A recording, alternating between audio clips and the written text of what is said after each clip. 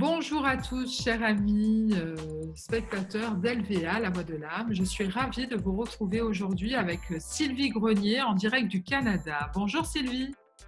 Bonjour, ça va? Oui, ça va très bien. Et toi? Super bien. Alors Sylvie, tu nous fais l'honneur de ta présence, sachant que nous avons beaucoup de décalage horaire, ne serait-ce 6 heures entre la France et le Canada. Et cette présence auprès d'LVA nous touche vraiment au cœur parce que Sylvie, ça a été une rencontre avec l'Académie des créateurs. Aujourd'hui, nous échangeons avec LVA, La Voix de l'âme. Et je suis ravie de permettre aux spectateurs de la chaîne de pouvoir partager un instant avec toi. Merci Sylvie déjà de ta présence. Ah, ça me fait vraiment plaisir.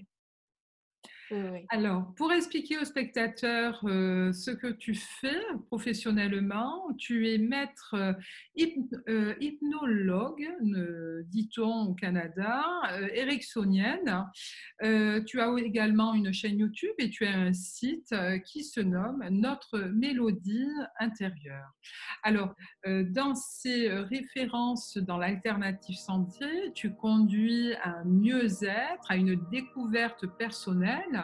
Mais avant d'aller plus en propos là-dessus, je souhaiterais que les spectateurs connaissent la progression que tu as eue pour en arriver à ton exercice aujourd'hui professionnel. C'est-à-dire que dès l'enfance, tu as une perception et des sens très particuliers entre la nature et les animaux. Oui. C'était pas quelque chose nécessairement que je racontais à tout le monde à ce moment-là, sauf que il y avait des animaux qui venaient, qui étaient comme attirés par moi et qui venaient et tout simplement, comme un enfant fait, je leur parlais, je discutais avec eux et ils me répondaient. Et même à un certain moment donné, je me souviens d'une expérience où un oiseau bien ordinaire, là, un petit oiseau brun, tout petit, était venu se poser tout près de moi, tout près, tout près, tout près. Il avait chanté et je me souviens de lui avoir répondu en chantant moi aussi, comme lui. Et je sais pas qu'est-ce que je lui ai dit, je sais pas qu'est-ce qu'il m'a dit, mais tout ce que je sais, c'est qu'on s'est compris. Et on a poursuivi notre chemin. Il est parti et moi, je suis partie. Et c'était vraiment comme une rencontre entre un animal et un enfant. C'était tout simple, tout, mais je me souviens très bien d'avoir, et je ne suis pas une personne qui siffle naturellement, et là, je lui ai répondu comme lui. Alors, à partir de ce moment-là, par contre, j'ai été curieuse de tout ce qui se passait et je me suis portée plus attention aux choses qui m'arrivaient. Et c'était les chats, tous les chats partout autour venaient, les animaux, j'étais tout le temps entourée. Les écureuils. De cette bienveillance autour que tu transmettais à tout à chacun, que ce soit avec les animaux autour de toi, mais aussi avec cette relation vers la nature, tu as cheminé vers un bac en psychologie et également, après avoir entendu Caroline Mills parler au cours d'une entrevue à Larry King Live, qu'est-ce qui s'est passé? Quel sentiment tu as eu en 2004 en vivant cela? Eh bien, à ce moment-là, je demeurais au Vermont. Dans une maison, on était dans une maison vraiment dans le bois, dans la montagne. Et je me souviens, j'étais en train de faire la vaisselle, j'avais le linge à vaisselle sur l'épaule. Et j'ai entendu Caroline, à ce moment-là, je ne savais pas son nom, mais j'ai entendu Caroline parler du chiffre 11-11, comme on voit sur nos cadrans, hein, le chiffre 11-11.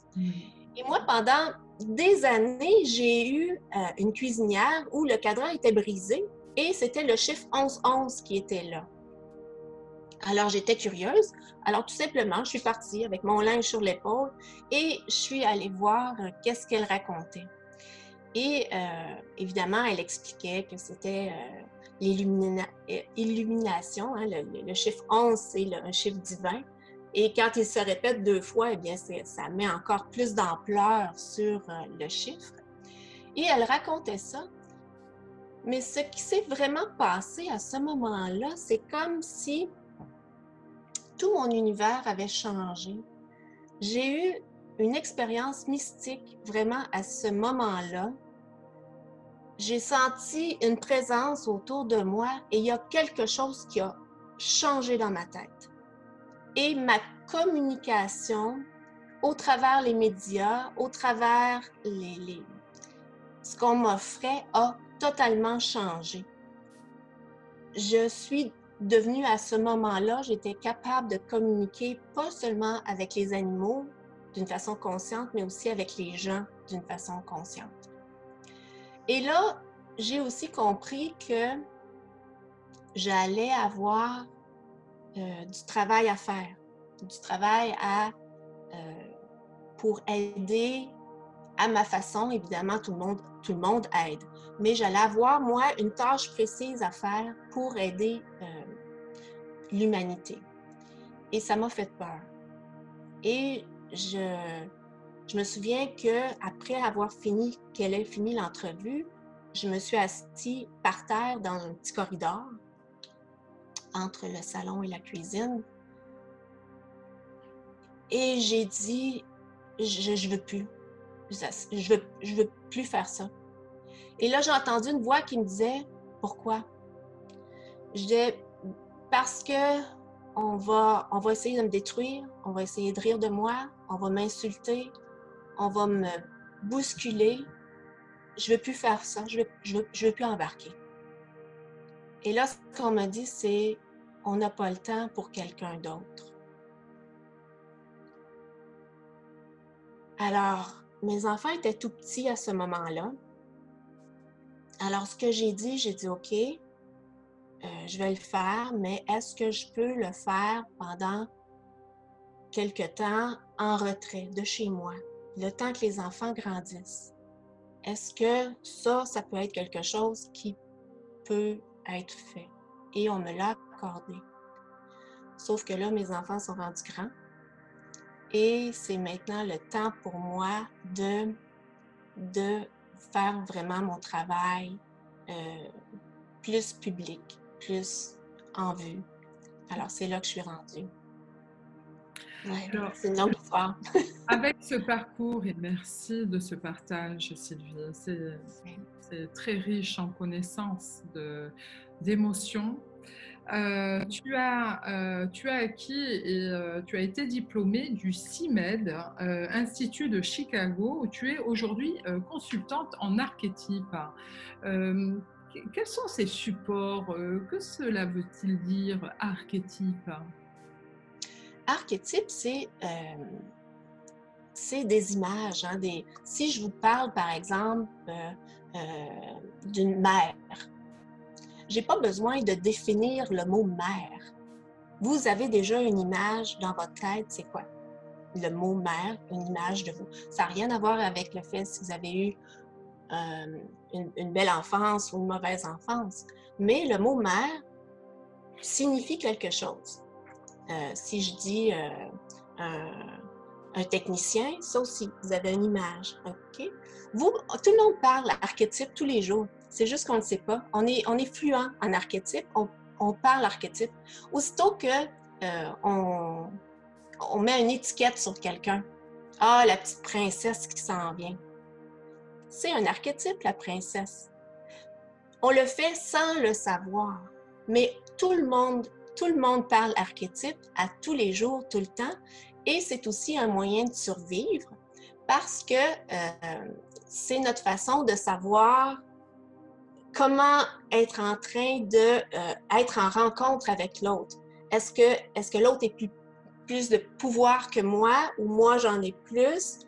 Alors, en jugeant ou en donnant des étiquettes, ce qu'on fait, c'est qu'on utilise notre pouvoir de survivre pour se diriger dans la vie. Si on parle maintenant à un niveau de chakra, les archétypes seraient le 8e chakra. Alors, ça serait en haut. C'est quelque chose qui est universel. Le mot mère existe partout sur la Terre. Peu importe où on est sur la Terre, le mot mère existe pour tout le monde, d'une façon ou d'une autre. Que ce soit pour les animaux, pour les humains et même pour les plantes. Il y a des femelles et des... Hein? Alors, le mot mère... Oui. Alors, le mot mère, c'est quelque chose qui est général, qui est universel. Alors, un archétype, c'est quelque chose qui est universel. Moi, dans mon travail, ce que je fais, c'est que je me sers de ça pour expliquer aux gens comment voir la vie avec les yeux, en arrière des yeux. Observateur de cette situation, c'est ça? En observateur. J'utilise aussi l'image de l'édifice. En bas, au premier étage, c'est vraiment la rue. C'est quand vous regardez dehors, c'est tout ce qui existe. Là. La rue, c'est ordinaire, c'est notre vie physique ordinaire. Par contre, quand on s'en va à l'observatoire complètement en haut, en anglais, ils vont dire le penthouse, là, à cet endroit-là, notre vision est très grande. Hein, on voit très loin quand on est complètement en haut d'un édifice. Et à cet endroit-là, c'est là qu'on peut voir les choses d'une façon symbolique. Alors, les archétypes, c'est aussi des symboles. Aller chercher des explications des événements, des choses qui arrivent dans notre vie d'une façon symbolique, ce qui nous permet de laisser aller tous les motifs qu'il y a dans tout ce qui nous arrive et de reprendre notre centre pour pouvoir mieux fonctionner. C'est à peu près. Oui. Alors, dans ces symboles et ces émotions qui en dégagent de ces symboles, si je reste dans l'aspect symbolique, je vais t'amener vers le chemin du chamanisme que tu as découvert en 2014 par le biais de cours que tu as reçus de Sandra Engerman. Quels en sont les bénéfices que tu as ressentis, cette aventure assez particulière vers toi-même? Oui. Bien évidemment, c'est aller dans des champs, dans des endroits qui sont en dehors de notre vie physique. C'est aller rencontrer nos guides, c'est aller rencontrer nos animaux totems ou aller rencontrer plein d'êtres que normalement on ne voit pas quand on reste au niveau physique. Quand j'ai rencontré aussi Kevin Finel, qui est en Europe, hein, qui fait de l'hypnose, et Kevin, une des premières choses qu'il m'a dit, il dit « Toi, tu es une chamane ». Alors, je pars facilement, pour moi, aller dans un autre état de conscience, parce que c'est vraiment ça. L'hypnose, finalement, il y a personne qui l'a inventé. Hein? C'était là, il y a 100 000 ans, les chamans, c'est eux qui étaient les premiers, on n'appelait pas ça comme ça, mais c'est eux qui allaient les premiers dans d'autres formes de conscience. Alors,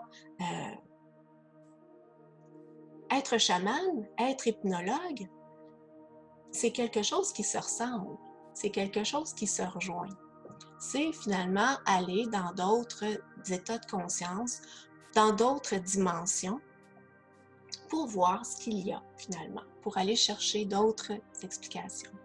En partant dans ces dimensions qui sont à explorer lorsque nous faisons, que ce soit de l'hypnose ou d'autres pratiques relationnelles, dans la relaxation ou dans la méditation, nous pouvons aussi rentrer quelquefois dans un silence.